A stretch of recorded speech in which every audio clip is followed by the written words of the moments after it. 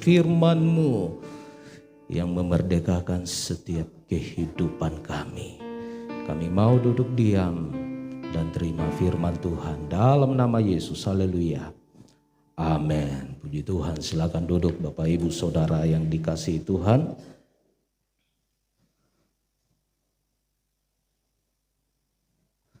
Saya berharap saudara ada dalam perlindungan Tuhan, dalam sukacita, damai, sejahtera, melingkupi setiap kehidupan kita sebagai anak-anak Tuhan. Ya, Bapak Ibu Saudara yang dikasihi Tuhan, ya saya pribadi saya sangat senang ya penampilan kaum wanita Deborah. Berdoa buat wanita-wanita Deborah, ya bertambah hari, bertambah banyak yang datang beribadah kepada Tuhan. Inilah yang menjadi harapan kita, saudara ya. Kita tidak tahu waktu kita kapan. Ya, selalu saya mengingatkan kepada setiap anak-anak Tuhan. Ayo datang beribadah bersama, saudara. Kaum pria juga Korintus, ya puji Tuhan. Bertambah hari ada jiwa yang datang, yang haus, sama-sama berdoa kepada Tuhan. Kemarin saudara, saya bukan memanas-manasin kaum wanita Deborah ya. Saya kirim, kami lagi bikin seragam ya. Seragam Korintus. Saya kirim, ternyata yang tukang jahit ini jemaat GPDI Dar Lampung. Dia kaget jumlah kaum pria. Oh banyak juga Bapak ya. Kaum pria di tempat Bapak beribadah. Emang kenapa Pak? Di tempat kami yang ibadah kadang 8, kadang 9. Kaum pria memang selalu sedikit. Ya puji Tuhan. Ya. Jadi kaget juga. Di akhir zaman ini apa yang kita lakukan tentu kalau kita lakukan dengan tulus, kita ibadah dengan tulus, bersama-sama kita melihat berkat Tuhan yang luar biasa. Kemarin disinggung berkat itu bukan hanya berbicara harta kekayaan. Bukan itu saudara. Apakah orang kaya diberkati Tuhan? Mungkin secara lahiriah diberkati Tuhan. Tapi berkat, berbicara berkat ketika kita menjadi dampak bagi orang-orang. Itulah berkat Tuhan. Yang menjadi pertanyaan, adakah kehidupan kita menjadi dampak? Lewat pencurahan Roh Kudus, Pentakosta, bagaimana sejarah gereja mula-mula. Orang-orang percaya berkumpul, sehati sepikir. Kita melihat bagaimana pekerjaan Tuhan yang dahsyat. Disitulah Tuhan bekerja.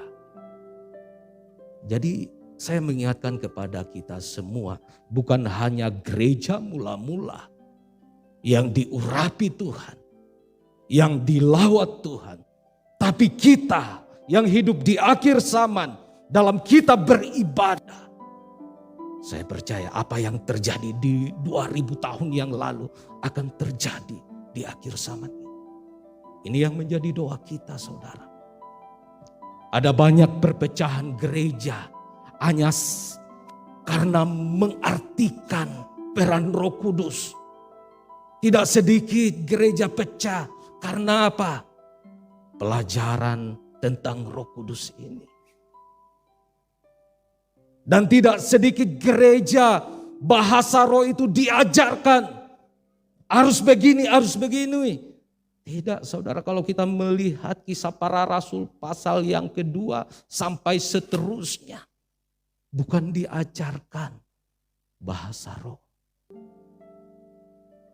Tapi ketika Allah melawat kita. Ada sesuatu yang luar biasa.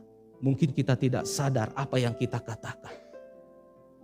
Dalam Kisah Para Rasul, kita melihat bagaimana orang-orang berkata dengan bahasa yang mereka ngerti. Mereka heran, bukankah mereka ini orang Galilea, tapi mereka berkata-kata dalam bahasa kita. Siapa yang menaruh bahasa itu? Allah sendiri, Roh Kudus. Sehingga mereka tercengang, mereka terheran-heran, mereka berkata-kata. Bagaimana dengan kehidupan kita, Bapak Ibu? Ya. Itu sebabnya saya katakan gereja Pantekosta ya tidak mengajarkan bahasa roh. Ya. Tidak mengajarkan. Tapi kalau Anda diurapi Tuhan, berbahasa roh, itu silakan. Kita tidak melarang. Tidak melarang.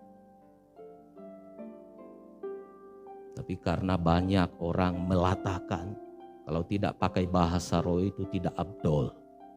Kalau tidak pakai bahasa roh itu berarti bukan diurapi Tuhan, bukan begitu cara berpikirnya, saudara.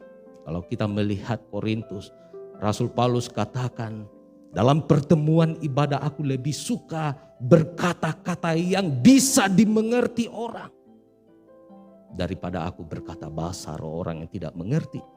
Mungkin orang yang baru datang, mereka mendengar. Bukankah mereka berkata, kita ini orang gila. Karena bahasa roh itu bukan membangun, tapi bahasa roh Alkitab katakan membangun dirinya sendiri. Itu jelas Alkitab katakan. Jadi ini kita melihat ada banyak perpecahan gereja hanya karena tentang bahasa roh, tentang pelajaran Roh Kudus. Seorang hamba Tuhan, saudara, dia bercerita kepada saya, dia datang, memang pelayanan masih di daerah kami. Dia berkata, Om Nestor, saya bingung dengan istri saya. Kenapa? Sebelum mulai ibadah, dia udah berteriak bahasa yang tidak dimengerti. Oh, saya kaget juga. Itu tiap hari. Bahkan di meja makan pun, ya bahasa seringkali keluar bahasa yang tidak dimengerti. Oh, itu enggak benar, saya bilang. Harus dikasih pandangan itu. Harus dikasih. Seringkali saya panggil, saya nasihati. Gitu. Kita bukan anti dengan bahasa roh. Silakan Anda berbahasa roh. Tapi Alkitab katakan harus ada yang menafsirkan. Gitu. Rasul Paulus katakan aku lebih suka bernubuat, membangun jemaat.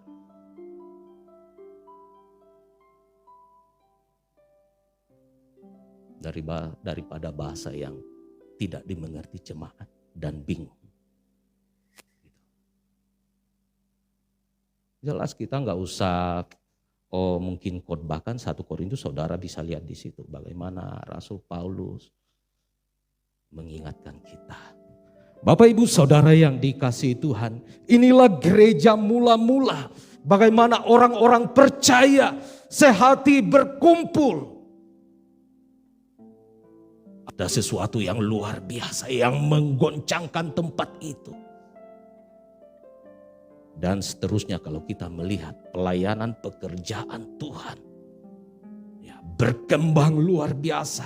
Bahkan Petrus berkhotbah 3.000 orang menyerahkan diri dalam baptisan air. Percaya kepada Tuhan. Tapi sekarang di akhir zaman 3.000 pendeta, 1 orang bertobat. bertobat. Ya kan? Dulu Petrus berkhotbah 3.000. Sekarang 3.000 pendeta berkhotbah, 1 jiwa bertobat. Kebalikan. Ada apa? Seringkali banyak pendeta-pendeta menginjil. Menginjilnya di tempat orang-orang Kristen. Saya banyak rekan, mau kemana? Mau ke Manado menginjil. Oh, Manado kan kantong Kristen. Ngapain? Ya. Ngapain menginjil? Menginjil di tempat orang-orang yang tidak mengenal Tuhan. Itulah penginjilan. Dulunya mereka tidak percaya kepada Tuhan. Kembali percaya. Inilah yang terjadi di gereja mula-mula. Rasul-rasul pada waktu itu memberitakan firman. Mereka tercengang. Mereka percaya dan memberi diri. Dibaptis. Luar biasa. Bapak Ibu Saudara, kita melihat peranan Roh Kudus di dalam kehidupan kita sebagai orang-orang yang percaya kepada Tuhan.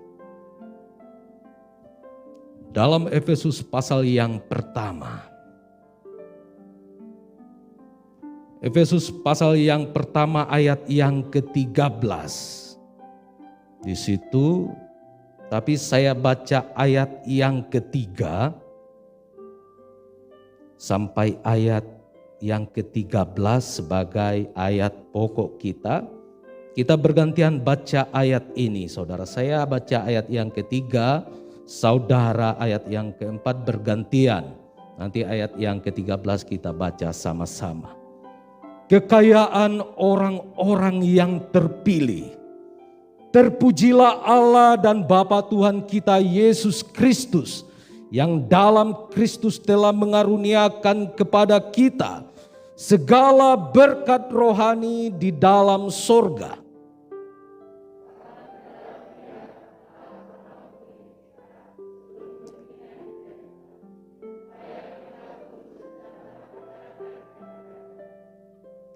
Dalam kasih Ia telah menuntun kita dari semula oleh Yesus Kristus untuk menjadi anak-anaknya sesuai dengan kerelaan kehendak-Nya.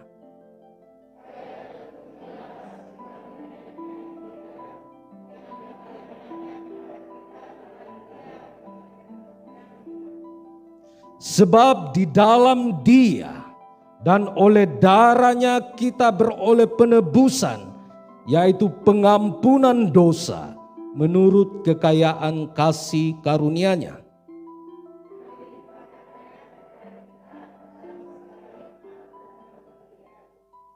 Sebab Ia telah menyatakan rahasia kehendak-Nya kepada kita sesuai dengan rencana kerelaan-Nya, yaitu rencana kerelaan yang dari semula telah ditetapkannya di dalam Kristus.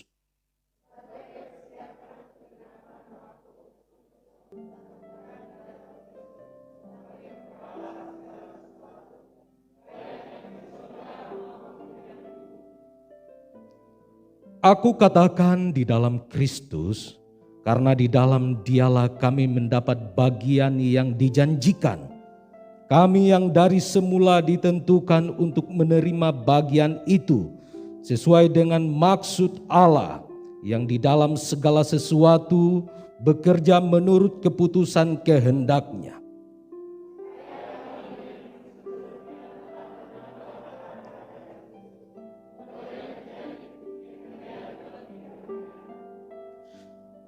Satu, dua, tiga.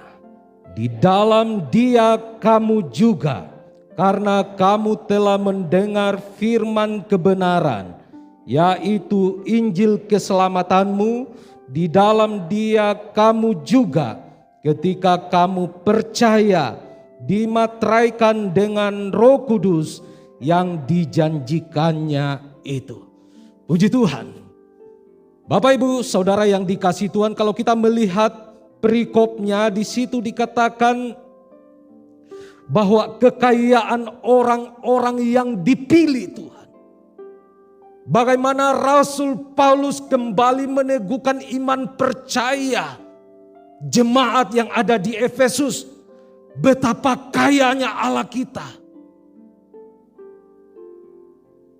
Betapa luar biasanya Allah kita.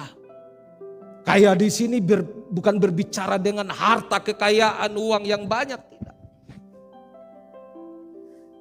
Tapi kalau kita melihat betapa kaya dalam perlindungan Tuhan, dalam pemeliharaan Tuhan, damai sejahtera Tuhan, kasih Tuhan yang boleh kita alami. Ini Rasul Paulus mengingatkan kita bukan hanya di Efesus, tapi kembali meneguhkan iman percaya kita kepada Tuhan ketika kita hidup di dalam kebenaran Tuhan. Ketika kita hidup bersekutu dengan Tuhan, kita akan melihat janji Tuhan, kekayaan yang luar biasa yang Tuhan berikan dalam hidup kita. Sehingga kita menjadi berkat. Seperti yang saya katakan, berkat bukan hanya berbicara jasmani materi. Tapi berkat itu ketika kita menjadi dampak bagi orang-orang, itulah berkat Tuhan yang luar biasa. Sudahkah kita menjadi dampak bagi orang-orang di sekeliling kita? Sudahkah kita menjadi dampak bagi sesama jemaat? Apa justru sebaliknya, kita menjadi batu sandungan? Saya tidak tahu, saudara. Yang Tuhan katakan, saudara, peranan Roh Kudus dalam hidup kita, ayat yang ke-13 menegaskan, di dalam Dia juga kamu, karena kamu telah mendengar firman kebenarannya, itu Injil keselamatan. Di dalam Dia kamu juga ketika kamu percaya dimateraikan.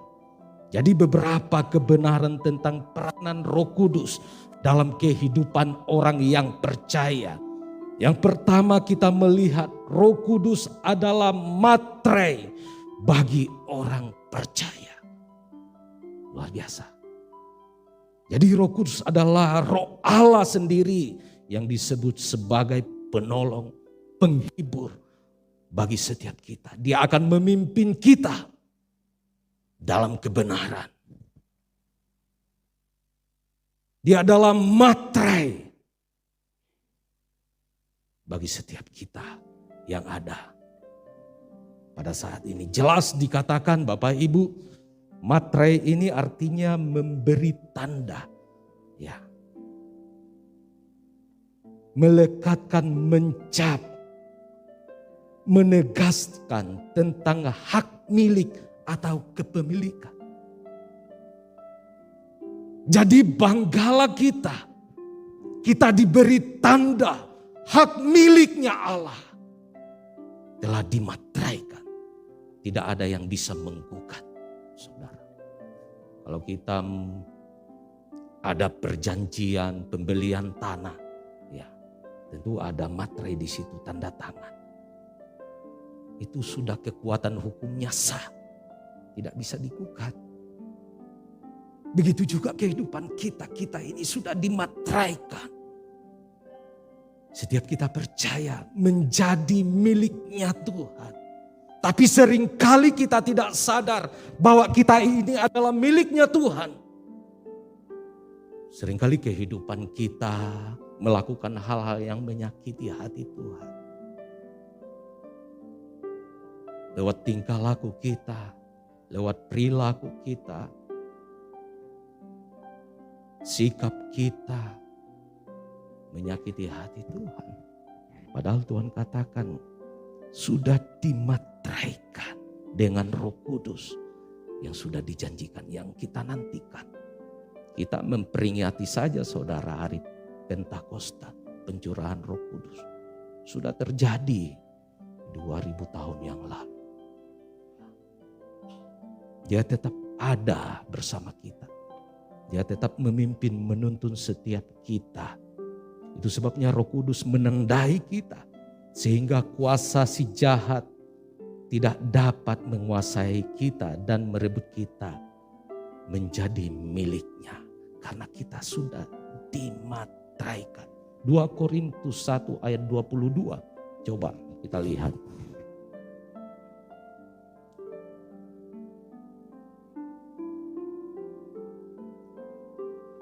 Memateraikan tanda miliknya atas kita. Dan yang memberikan Roh Kudus di dalam hati kita sebagai jaminan dari semua yang telah disediakan untuk kita. Memateraikan tanda miliknya. Jadi sadar tidak sadar, kita ini adalah milik Tuhan. Sudah dimateraikan.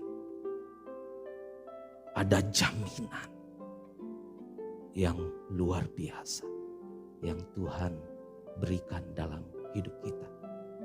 Itu sebabnya ada satu doa Tuhan Yesus. Coba kita buka saudara. Yohanes pasal 17 ayat yang ke-6, ayat yang ke-9, ayat yang ke-15.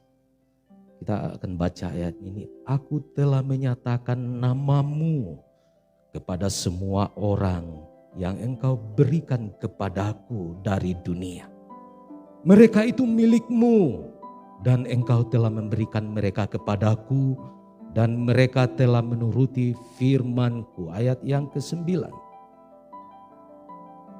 Aku berdoa untuk mereka. Ini Yesus. Untuk murid-murid pada waktu itu. Bukan untuk dunia aku berdoa. Tetapi untuk mereka yang telah engkau berikan kepadaku. Sebab mereka adalah milikmu. Ayat yang ke-15. Aku tidak meminta supaya engkau mengambil mereka dari dunia. Tetapi supaya engkau melindungi mereka daripada yang jahat. Kalau kita melihat konteks ini adalah doa Tuhan Yesus. Ya, sebelum ditangkap buat murid-muridnya. Menguatkan murid-murid ketika Yesus tidak lagi bersama mereka. Mereka tetap kuat. Ada penyertaan Tuhan yang luar biasa. Firman Tuhan katakan supaya engkau melindungi mereka daripada yang jahat.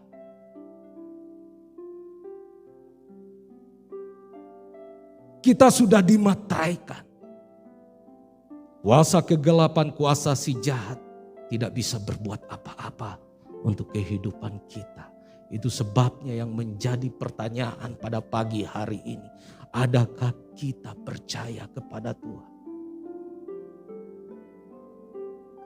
Adakah hubungan kita pribadi dengan Tuhan baik, terjalin dengan baik? Komunikasi kita dengan Tuhan berjalan dengan baik. Komunikasi kita bukan hanya doa makan pagi, doa makan siang, doa makan malam, tidur kalau ingat berdoa. Selesai. Bukan begitu. Kalau kita melihat kisah para rasul bagaimana mereka berdoa sehati. Tuhan katakan ada penyertaan Tuhan yang luar biasa. Penyertaan Tuhan, saudara, bukan besok, bukan sampai bulan depan, tapi firman Tuhan katakan bahwa penyertaan Tuhan itu selama-lamanya. Seringkali kita tidak sadar akan penyertaan Tuhan itu. Kita keluar jalan sendiri. Sehingga yang ada kekecewaan, kemarahan kita. Karena apa? Kita keluar jalur. Kita keluar jalur. Jadi hidup kita selalu yang merasuki adalah hal-hal yang tidak baik. Tentang satu dengan yang lain. Berpikir negatif tentang orang lain. Karena apa? Kita berjalan sendiri. Kita merasa hebat, kuat. Tuhan katakan terkutuk orang yang mengandalkan kekuatannya, tapi diberkati Tuhan orang yang mengandalkan Tuhan. Itu sebabnya doa Tuhan Yesus sebelum ia meninggalkan mereka, supaya perlindungan Tuhan selalu dalam hidup mereka. Dia Allah sendiri yang akan melindungi kehidupan orang-orang yang percaya. Jadi Roh Kudus menandai kita. Ya, si jahat tidak dapat menggugat keabsahan kita sebagai pemilik Kristus. Karena Roh Kudus adalah tanda dari legalitas bahwa kita sah menjadi milik Kristus. Ini yang harus dipahami setiap kita, orang-orang yang percaya kepada Tuhan. Galatia 3 ayat 29.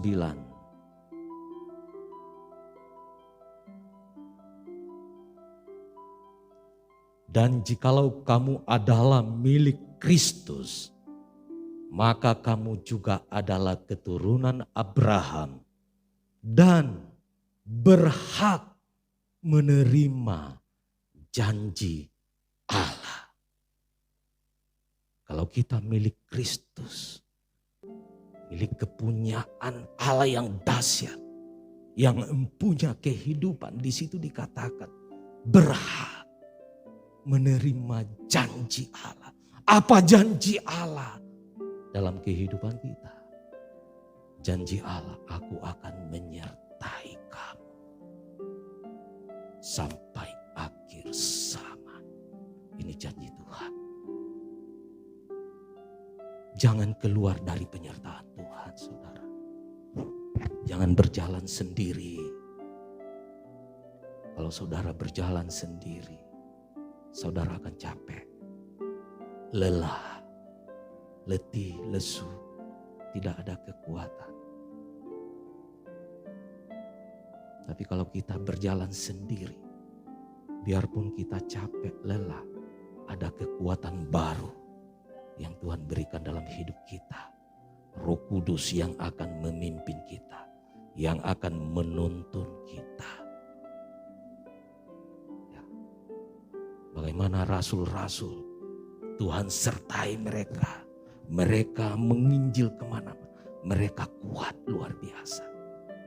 Karena apa? Kalau kekuatan manusia terbatas, mereka sudah tua. Kalau kita melihat di tayangan usia-usia mereka. Tapi karena hidup mereka dipenuhi Roh Kudus, mereka mengandalkan Tuhan. Mereka memiliki semangat untuk melayani Tuhan. Jadi Roh Kudus memateraikan kita menjadi hak miliknya Tuhan. Dalam Roma 14 ayat 8. Roma 14 ayat 8. Di situ dikatakan, sebab jika kita hidup untuk Tuhan. Dan jika kita mati untuk Tuhan. Jadi baik hidup atau mati, kita adalah milik Tuhan. Seringkali di penghiburan sering saya bawakan ayat ini. Ketika seorang dipanggil Tuhan, ya, firman Tuhan bukan untuk orang mati, tapi mengingatkan keluarga yang ada, menyadarkan keluarga yang ada selagi hidup ini masih ada napasnya, bukan untuk kita, tapi untuk Tuhan. Ketika Tuhan panggil kita, firman Tuhan katakan untuk Tuhan. Yang menjadi pertanyaan, adakah kita hidup untuk Tuhan? Ketika kita dipanggil, kita bangga, kita bersama dengan Tuhan. Karena Tuhan sudah pilih kita, saudara. Sudah pilih kita. Jadi hiduplah apa maunya Tuhan. Ketika kita dipanggil Tuhan, bangga kita bersama dengan Tuhan. Jadi hidup dan mati bukan untuk kita, untuk Tuhan. Jadi mari Bapak Ibu Saudara, Roh Kudus menjadi tanda bagi kita dan mensakakan kita telah berada dalam tangannya yang luar biasa, di dalam genggamannya yang luar biasa. Kalau kita ada di genggaman Tuhan, tak seorang pun yang sanggup merebut kita dari genggaman Tuhan, termasuk kuasa kegelapan. Tidak bisa. Kita tahu sejarah Ayub, ada berkat penyertaan Tuhan. Iblis nggak bisa berbuat apa-apa. Mungkin kita berkata, oh itu dulu Ayub. Ayub itu manusia biasa sama seperti kita. Dia orang saleh. Hubungannya dengan Tuhan baik. Seringkali hubungan kita dengan Tuhan ketika ada mood kita semangat. Ketika enggak mood, udah enggak usah pelayanan. Kita manusia seperti itu. Sehingga kita tidak melihat kuasa Tuhan bekerja sepenuhnya dalam hidup kita. Karena menurut mood kita. Ya kalau menurut mood kita, Tuhan juga ya ogah-ogahan memberkati kita. Jadi ini penting di dalam hidup kita. Hidup mati bukan kita punya, tapi Tuhan punya. Muliakan Tuhan dengan hidupmu. Selagi napas kehidupan, muliakan Tuhan. Jangan menjadi Kristen kerdil. Kristen anak-anak. Anak terus gak bertumbuh. Lihat orang, sebel. Lihat ini, udah kalau kamu sebel, udah mati saja, udah selesai perkara.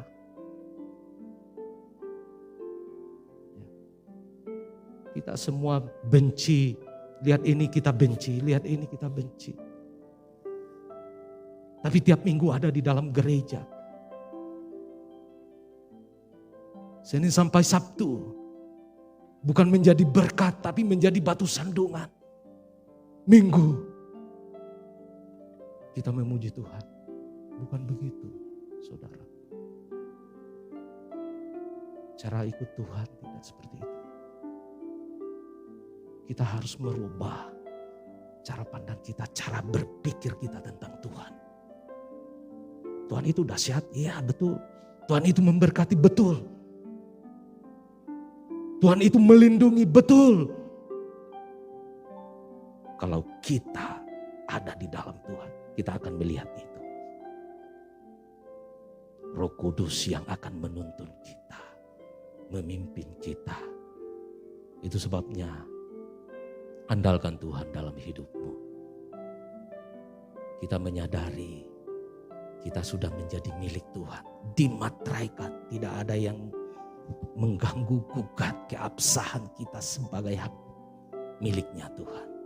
Ini yang pertama. Yang terakhir, saudara, kita akan melihat ayat 14 dalam Efesus 1. Efesus 1 ayat 14.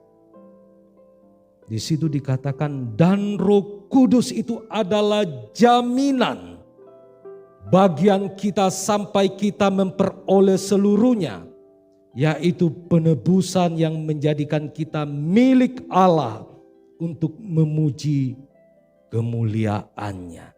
Yang kedua, Roh Kudus adalah jaminan.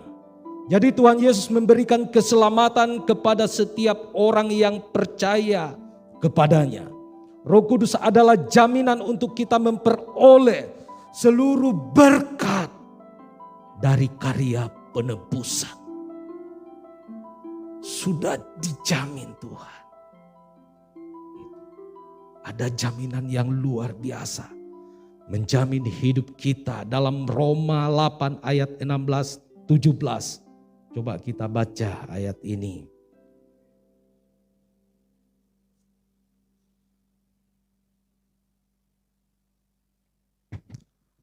Roh itu bersaksi bersama-sama dengan roh kita bahwa kita adalah anak-anak Allah.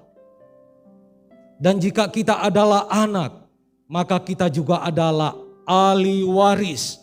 Maksudnya orang-orang yang berhak menerima janji Allah, yang akan menerimanya bersama-sama dengan Kristus, yaitu jika kita menderita bersama-sama dengan Dia, supaya kita juga dipermuliakan bersama-sama dengan Dia. Luar biasa, saudara. Sudah ada jaminan yang menjamin hidup kita, bukan orang, bukan bos yang di luar. Tapi yang menjamin hidup kita, bos di atas segala bos, Tuhan Yesus Kristus. Jaminan di dalam dunia ini bisa berubah-berubah. Bisa. Tapi kalau Allah berkata, di situ dikatakan jika kita adalah anak, maka kita juga adalah ahli waris. Kita akan mewarisi seluruh kekayaan Allah yang dahsyat, yang luar biasa. Karya penebusan. Kita sudah peringati, Dia mati untuk saya dan saudara. Dia tidak tanggung-tanggung, saudara. Dia tidak menuntut apa-apa kepada kita. Hanya satu, percaya kepada Tuhan. Kalau kita percaya kepada Tuhan, Roh Kudus akan bersaksi ya tentang kehidupan kita. Ya, Roh Kudus menjamin kita untuk masuk ke sorga karena Ia akan bersaksi bahwa kita ini adalah anak-anak Allah. Kesaksian Roh Kudus sangat kuat dan tidak dapat dibantah oleh siapapun. Kalau kita menyadari saya anak-anak Allah, tentu kita hidup menjadi hidup yang benar di hadapan Tuhan. Tidak ada lagi ketakutan dalam hidup kita. Dalam kita menjalani hari-hari kita bersama dengan Tuhan. Biarlah firman Tuhan pada pagi hari ini kembali mengingatkan kita, meneguhkan kita, saudara.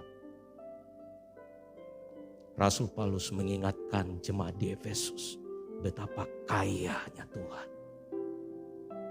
Mereka akan mewarisi kekayaan yang luar biasa. Siapa? Saya dan saudara yang sudah Tuhan pilih kita.